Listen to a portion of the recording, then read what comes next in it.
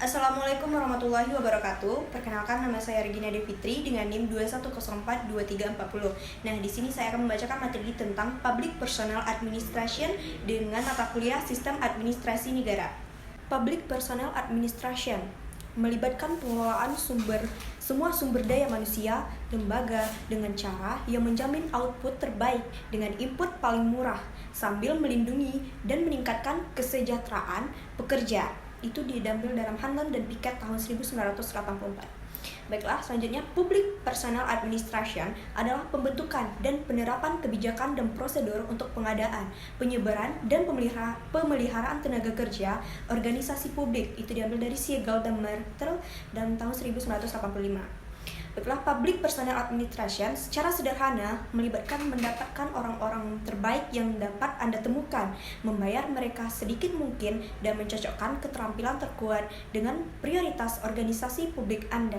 Ini ada tujuan Public Personnel Administration. Yang pertama, merekrut, memilih, dan memajukan karyawan berdasarkan kemampuan, pengetahuan, dan keterampilan relatif mereka. Yang kedua, kompensasi yang adil dan memadai. Selanjutnya yang tiga, melatih karyawan sesuai kebutuhan untuk memastikan kinerja berkualitas tinggi. Yang keempat, mempertahankan karyawan berdasarkan kecukupan kinerja mereka, mengoreksi kinerja yang tidak memadai, dan memisahkan karyawan yang kinerjanya buruk tidak dapat diperbaiki. Yang kelima, menjamin perlakuan yang adil terhadap pelamar dan karyawan dalam semua aspek administrasi kepegawaian tanpa memandang afiliasi politik, ras, warna kulit, asal kebangsaan, jenis kelamin, atau keyakinan agama.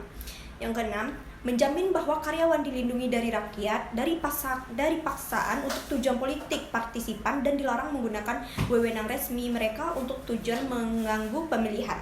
Selanjutnya ada klasifikasi posisi. Pengelompokan pekerjaan pemerintah menurut sifatnya, kualifikasi yang dibutuhkan, tugas yang dilakukan, dan tanggung jawab yang dipikul. Klasifikasi posisi digunakan untuk memberikan gaji yang sama untuk pekerjaan yang sama bagi pegawai pemerintah. Selanjutnya ada uraian tugas. Daftar tugas yang diperlukan dalam posisi individu. Dari uraian tugas, suatu jabatan diklasifikasikan menurut tugas dan tanggung jawabnya, tetapi tidak menurut orang yang mengisi jabatan itu. Informasi deskripsi pekerjaan terdiri dari 3 jenis dasar. Informasi mengenai tugas jabatan, termasuk tugas yang biasanya diberikan kepada pemegang jabatan.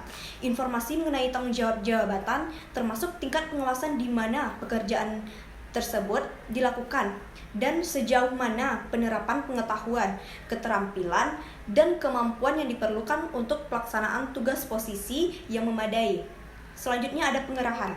Proses yang memastikan bahwa jumlah orang yang memenuhi syarat akan melamar posisi kosong dalam organisasi tersebut. Rekrutmen dipahami mencakup lamaran, ujian, dan penempatan sebagai komponen dari keseluruhan proses rekrutmen pemerintah. Rekrutmen juga dapat mencakup pemindahan karyawan dari satu posisi ke posisi lain dalam suatu agensi atau antara dua agensi yang berbeda. Pendekatan modern untuk perekrutan pegawai negeri mencakup prosedur yang bisa digunakan di sektor swasta, seperti memanfaatkan media dengan milis dari lembaga pendidikan dan kejuruan yang mengedarkan pamflet dan mengembangkan direktori karir pemerintah. Baiklah, selanjutnya ada pilihan. Inti dari prosedur seleksi adalah untuk menentukan apakah pelamar yang diberikan cocok untuk pekerjaan dalam hal pelatihan, pengalaman, dan bakat. 3 sumber informasi dasar dapat digunakan. Formulir aplikasi tes wawancara, pertanyaan tentang siapa yang membuat seleksi pekerjaan akhir dari antara kandidat penyaringan sangat penting. Terlepas dari semua teknik, pemilihan adalah ilmu yang tidak pasti. Selanjutnya ada evaluasi pekerjaan. Evaluasi pekerjaan adalah sistem formal untuk menentukan nilai relatif dari semua pekerjaan dalam suatu organisasi. Semua pekerjaan dianalisis berdasarkan deskripsi pekerjaan yang telah disiapkan sebelumnya. Setiap pekerjaan dinilai melalui penggunaan rencana evaluasi pekerjaan dengan tujuan menetapkan baik tingkah upah tertentu untuk setiap pekerjaan atau kisaran upah atau tingkat gaji tertentu untuk setiap pekerjaan. Selanjutnya ada penilaian kinerja. Evaluasi kemajuan karyawan atau kurangnya kemajuan diukur dari segi efektivitas kerja. Ada 2 alasan utama sistem penilaian kinerja digunakan dalam administrasi kepegawaian modern baik di sektor publik maupun swasta. Evaluasi membantu mengklarifikasi apa yang diharapkan dari karyawan dan digunakan dengan benar, memperkuat dan meningkatkan kinerja karyawan, dan evaluasi membantu administrator personalia dalam memperbaiki dan memvalidasi metode dan teknik personalia, dan evaluasi membantu tetapkan dasar objektif untuk keputusan personal. Selanjutnya, jenis penilaian kinerja meliputi perbandingan orang ke orang, catatan produksi, jadwal pemeringkatan, skala peringkat grafik, metode insiden kritis, dan penilaian naratif terbuka. Selanjutnya ada disiplin progresif, sebuah konsep yang mengacu pada penggunaan awal tindakan disipliner yang paling ringan yang diperlukan untuk memperbaiki perilaku yang tidak dapat diterima.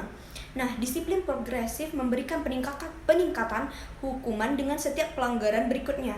Beberapa pelanggaran pertama adalah cukup parah untuk membatasi proses ini dan mengakibatkan penerapan bentuk disiplin paling berat yang ada.